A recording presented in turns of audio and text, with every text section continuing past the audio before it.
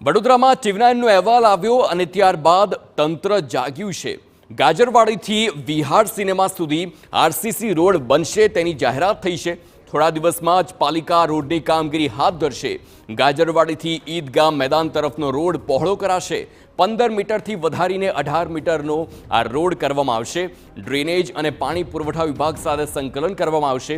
બંને વિભાગ સાથે સંકલન કરી રોડની કામગીરી થશે। વધુ એકવાર ટીવી9ના અહેવાલની અસર જોવા મળી।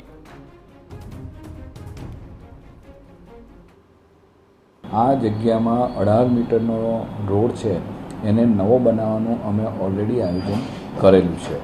આ જગ્યાની અંદર વરસાદનું પાણી પણ ખૂબ ભરાય છે અને નજીકમાં જ અમારો રૂપારેલ કાંસ પણ છે। ત્યાં આગળ આ પાણીનો ડિસ્પોઝલ થઈ શકે એવી પણ વ્યવસ્થા છે।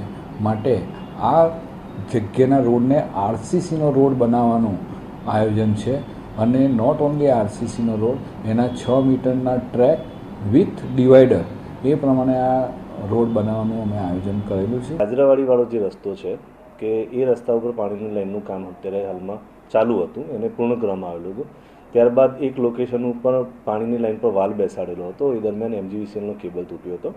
એના માટે પીટ ઓપન રાખવામાં આવેલી હતી, જે એમને રિપેર કરી નાખ્યો ગઈકાલે અને હાલમાં એ જે ખાડો ખુલ્લો રાખ્યો તેમની કામગીરી માટે એને બંધ કરી દેવામાં આવ્યો છે। આ રોડ ઉપર રોડ વિભાગ દ્વારા આરસીસીનો રોડ પ્રપોઝ કરેલો છે।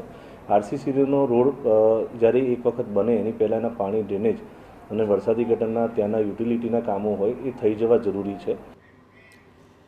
તો બીજી તરફ દક્ષિણ ગુજરાતની વાત કરીએ, ભરૂચમાં પણ વરસાદી